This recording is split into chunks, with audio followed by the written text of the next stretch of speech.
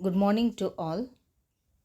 I'm Dr. M. Radha, MCom, MPhil, MBA, PhD with a SIT, Assistant Professor, PG and Research Department of Commerce, Arulmigu Palani Andava Arts College for Women, Palani. In this video, I'm going to explain about the functions of SHRM, difference between HRM and SHRM, benefits of SHRM, and barriers to SHRM. Let me start with functions of SHRM. The first function is alignment of HR with the business strategy. SHRM ensure that HR practice and policies are aligned with overall business strategy of the organization. This involves understanding the business strategy and its implication for HR and developing HR practice and policies that support the achievement of business goals and objectives. The second function is workforce planning. This involves identifying current and future workforce needs of organization and developing strategy to meet those needs. The third function is talent acquisition. This includes development, employing, branding and sourcing strategy as well as recruiting method that are aligned with the organization overall HR strategy. One more function is performance management. This includes setting goals and objectives, providing regular feedback, and developing employee performance plan that are aligned with the organization overall strategy. Next function is employee development. This includes providing training on new technology, process and system as well as leadership and management development program. Next function is compensation and benefits. This includes developing competitive compensation and benefit package as well as performance based incentives and rewards. The last function is employee relation. SHRM involves developing and implementing employee relation strategy that are designed to create positive work environment and improve employee engagement. This includes developing policies and procedure for employee communication, conflict resolution, and employee feedback. So we came to know that effective implementing this strategic HR management functions, organization can ensure that their HR practices and policies are aligned with their overall strategic objectives and they are able to attract, retain and develop the best talent to support those objectives. In the side, we can know the difference between HRM and SHRM. First, in the concept of meaning, HRM implies the governance of manpower of the organization in a thorough and structured manner, whereas SHRM is a managerial function which implies framing HR strategies in such a way to direct employees' effort towards the goal of the organization.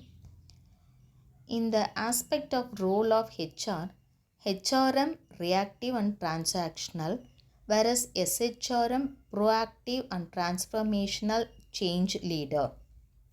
In the view of responsibility lies HRM staff specialized in HR department, SHRM line manager, all manager with people responsibility or HR manager. In the concept of approach, HRM fragmented, SHRM integrated.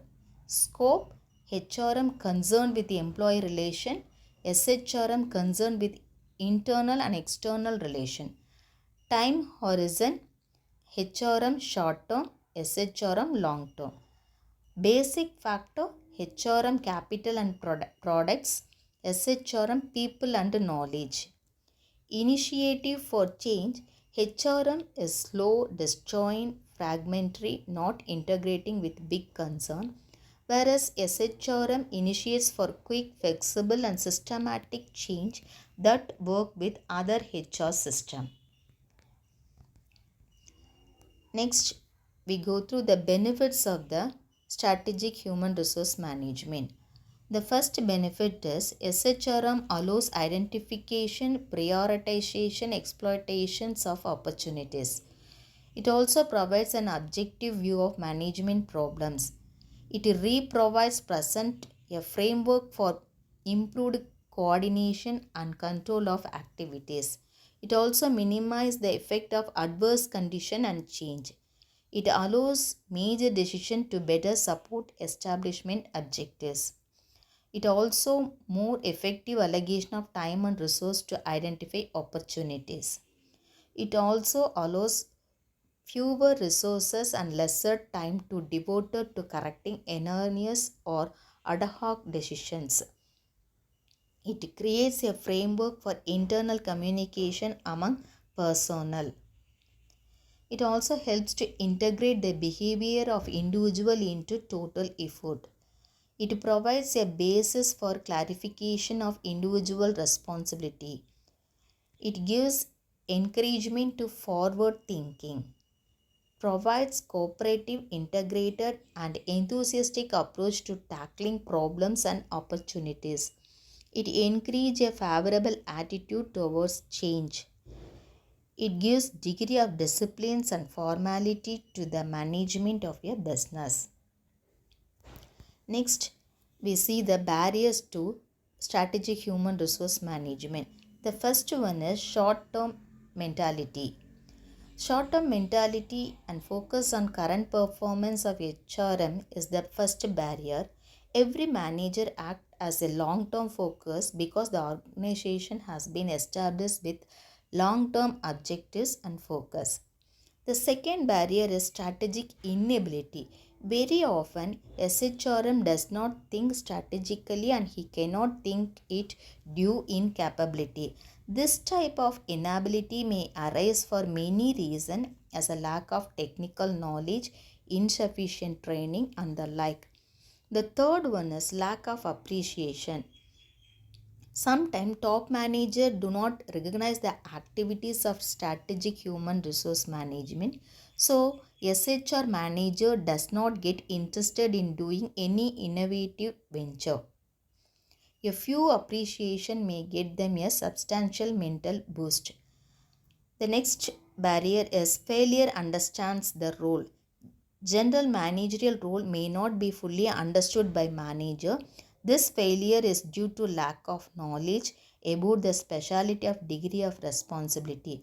This failure may create distance between this manager.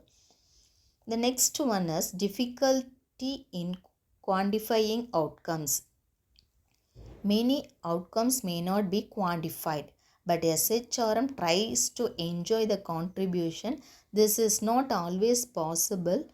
Participation, work, etc. type function cannot be quantified because of their inability.